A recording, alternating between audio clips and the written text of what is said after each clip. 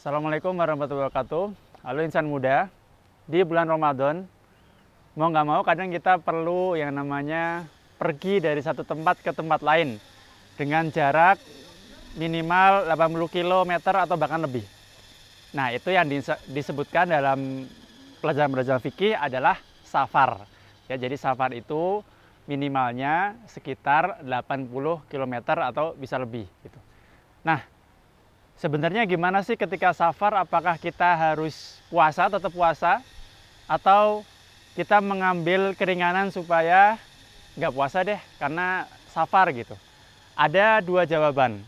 Ya, yang pertama, kita boleh mengambil rukhsah atau keringanan untuk nggak berpuasa kalau memang keadaannya, kalau misal dia berpuasa, dia akan lebih keberatan, entah itu mungkin sakitnya lebih parah atau intinya ya bikin dia lebih susah gitu. Nah, dalam keadaan seperti ini kita boleh mengambil rukhsah. Sebagaimana dalam sebuah hadis bahwasanya Allah SWT itu mencintai ketika rukhsah atau keringanan yang Allah berikan itu diambil, sebagaimana Allah membenci kemaksiatan itu dilakukan. Ya, jadi kita boleh karena itu memang syariat gitu ya. Kemudian yang kedua, kita boleh juga tetap puasa, nggak ngambil keringanan tadi ya, dengan catatan bahwasanya saya udah biasa juga touring misalnya 80 km lebih gitu ya, 2 jam misalnya, udah biasa juga nggak makan gitu, seharian masih aman nggak puasa, ya udah kita puasa-puasa aja nggak apa-apa. Nah, bahkan itu bisa jadi lebih afdol. Kenapa? Karena kita jadi nggak punya utang puasa. Nah gitu, jadi ada perbedaan. Yang pertama, kita boleh ngambil keringanan itu kalau memang itu memberatkan kita.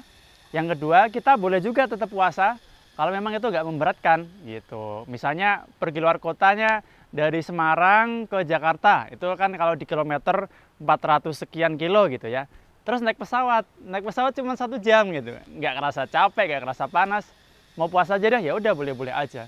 Nah, tapi perlu jadi catatan juga. Yang pertama, pembahasan soal safar itu ya, perjalanan dari satu titik ke titik lain kurang lebih 80 km itu adalah safar yang dibolehkan secara syariat. Jadi kalau misalnya saya mau keluar kota karena ada event musik misalnya, saya mau keluar kota karena ada DJ bagus banget tuh di diskotik A gitu ya, itu bukan termasuk safar. Dan itu nggak boleh, dan itu bukan termasuk pembahasan soal safar. Jadi orang-orang seperti itu nggak boleh mengambil rukhsahnya, bahkan safarnya aja udah nggak boleh gitu.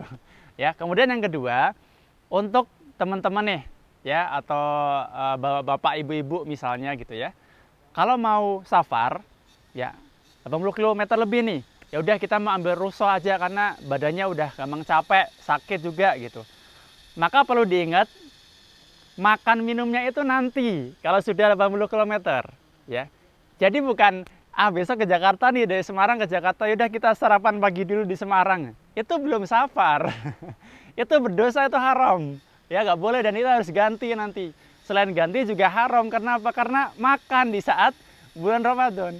Jadi yang dimaksud dalam fikih itu adalah kalau kita udah sampai minimal 80 km gitu. Jadi misalnya dari Semarang ke Jakarta, udah sekitar 2 jam perjalanan, udah lebih nih kayaknya nih 100 kilo nih, baru kita makan, minum, dan seterusnya itu boleh ya. Maka kesimpulannya, kita boleh ngambil keringanan safar secara umum ya, atau kita juga boleh tetap berpuasa ya kalau misalnya badannya juga aman-aman aja. Dan yang ketiga tadi ingat ya, safar itu minimal 80 km dan safar yang dibolehkan secara syariat, bukan safar asal main, asal pergi.